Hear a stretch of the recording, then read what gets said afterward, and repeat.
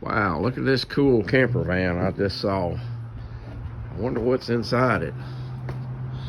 Wow, there's Ron Landis. Howdy. World famous musician and world famous coin maker. How are you? I'm doing great. It's a beautiful day in the Ozark Mountains. I love the shirt you're wearing. Yep. 2011 Engraving. Yep, my vintage engraving shirt. Yeah. Don't tell me what you got going on in here. Well, here's your engraving bench. This is my mobile engraving bench. It's my favorite place to work. It really is. It's I got everything here that my studio bench has. A few things it doesn't have, actually. Everything from power hone. I got a silent air compressor down there. My Lindsay palm control. Oh, sweet. And now what do we got here? That is a 2,000 watt battery. They call it a solar generator. It doesn't generate anything. It stores electricity. You can charge it up, from an outlet or from your DC when you're driving. And that will, if I'm camped at a place that doesn't have shore power that I can plug in, this will actually run my compressor, and I've even got another one. I've got this one. Oh wow! Which is only 1,000 watt.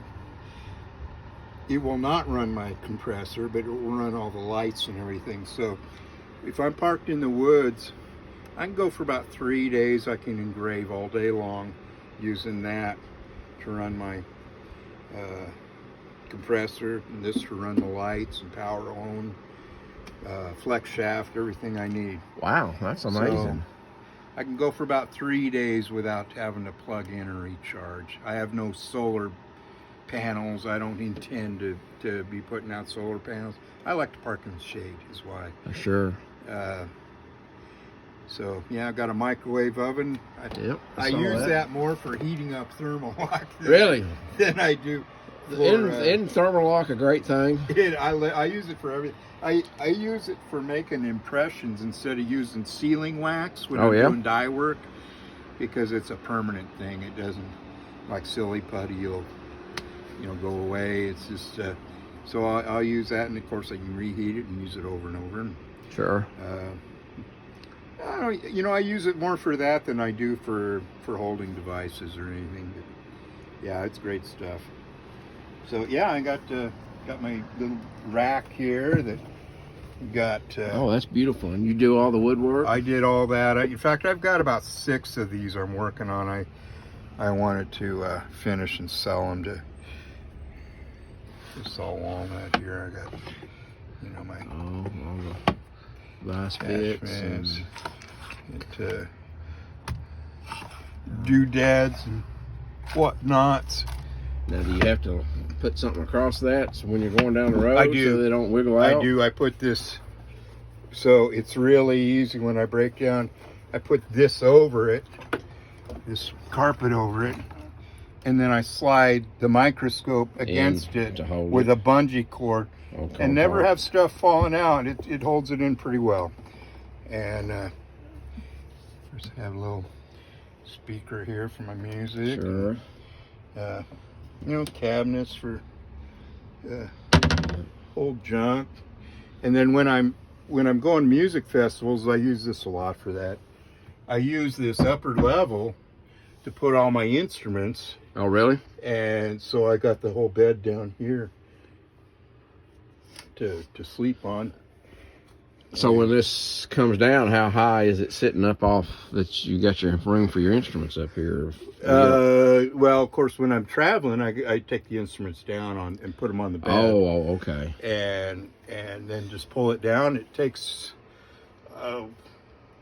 like less than 10 seconds to pop it up or raise it down, lower it down. So what are we working on here? I'm working on, this is a pick insert. So this is the design I'm working on here. Okay. And it's so I have these it's a section of a die. I have a pick-shaped die, and they're really expensive. Like, in fact, I've got one here. To have that made, that's about a $700 blank. Okay. To have it made. So we took one of these and we cut a slot in it. So these inserts cost us practically nothing. I make these inserts out of W1 steel, whereas I think this is D2. I'm not sure. And so I can engrave these for really cheap. Harden them with a torch. Last week I designed one, engraved it, hardened it. We produced 33 pieces in pewter, 33 pieces in copper, and 5 in silver, and had them sold out, produced and sold out by the next day. Wow. But from start to finish, we had all the production done in one day, from designing to finished product. It goes really fast. Of course, the engraving is pretty simple. Mm-hmm. And that's the idea, is keep it simple. And so I found a new market in doing pins for the jam band community. Really? Yeah, it's like coin collecting. Pins, limited edition pins. Really? It's a whole thing. So we're having fun with that. Is it like cloisonne pins, or no? Well, some of them, they're like those Chinese. It's like not fired enamel, but it's you know, they put the colors in, and most of them kind of look sort of cheap. Yeah. But so ours stand out because they're die struck. They look like coin, kind of, you know, Okay. that quality. And we've had pretty good luck with them so far. And we also do custom work. If you like, you know, this is for my band. I'll make I'll make like 40 of them, and we'll sell them as a limited edition thing. They're Well, dated. So, in addition to making coins and engraving, making beautiful engraving, you make beautiful music. And tell us about Sprung Billy, your band. Sprung Billies, yeah. We got it's a 5-piece band. We've got, like I said, there's 3 of those guys have been nominated for the best on their instrument in the Arkansas Country Music Awards this year. Doc Hopper on guitar, a hell of a flat picker, and Mike Scambry on fiddle. Like I said, he was scouted for Yonder Mountain String Band. He's played with them, and they were scouting him out last year. And Sebastian Bordeaux is our bass player. He's also nominated. He's a rockabilly.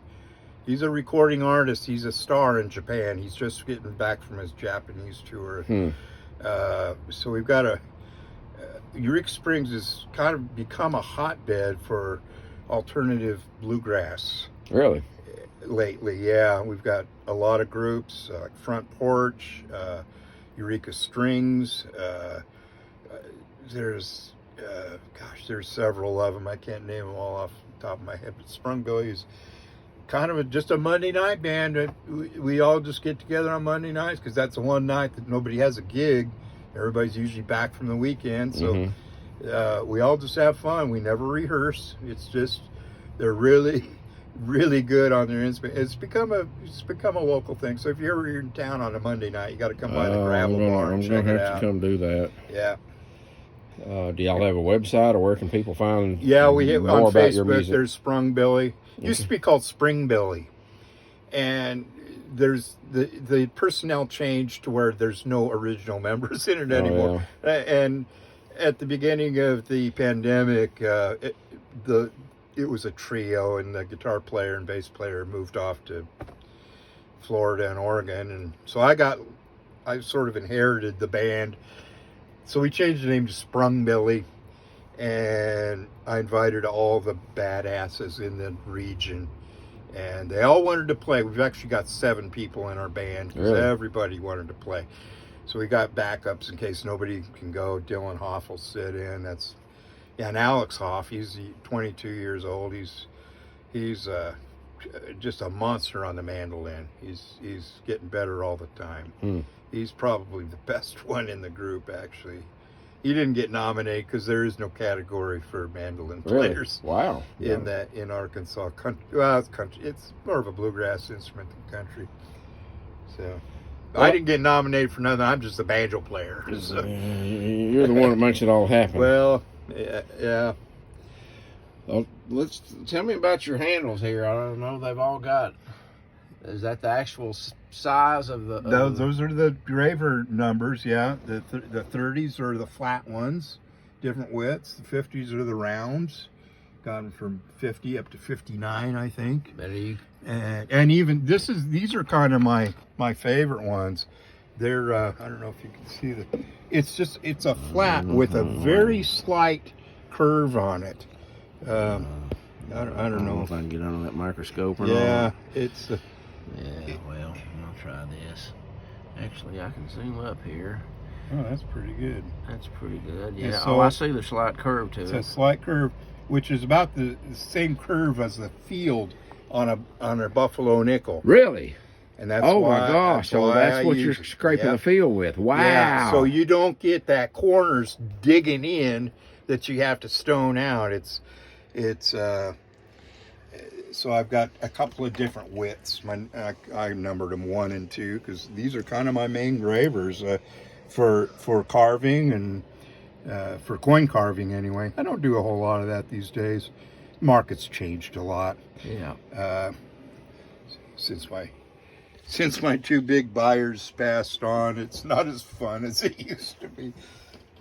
But I still do it now and then. Well, that's great, making that radius kind of fit the field. So yeah, that's exactly what that's why for. didn't I think of that? Because the corners, if you use flat gravers for that, the corner of your chisel tends to dig in somewhere. Then you got to stone the whole thing. Yeah. Out, whereas if you curve it, you leave little ridges, high spots, and those can be stoned down without having to take down the whole thing to get rid of the little.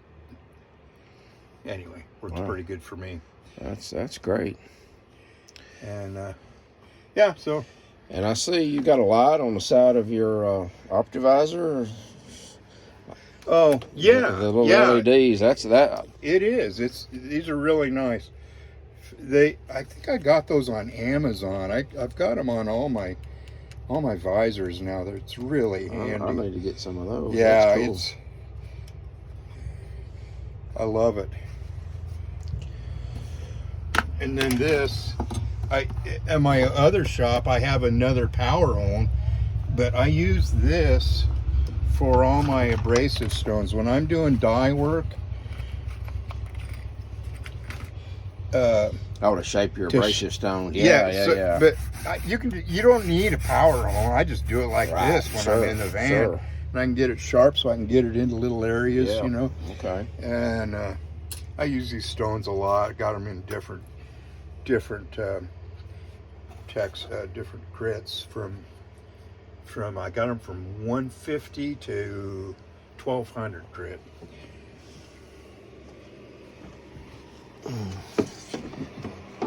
Yeah, but whoops. Knock the curtain down. Sorry about that. That's all right. I do it all the time.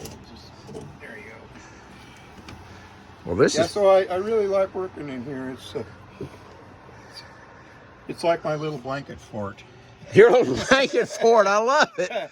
Yeah, you got everything you need. All the curtains in here. I'm just in my little private spot. Just kind of going back to the land of milk and honey in your little blanket fort, right? That's right. I'm in my little safe space here. Well, and you do wonderful work here of all sorts, musically and artistically. I have fun doing it. It's what keeps me off the streets and out of the bars. Yeah. Well, thank you, Ron. Yeah, thank you.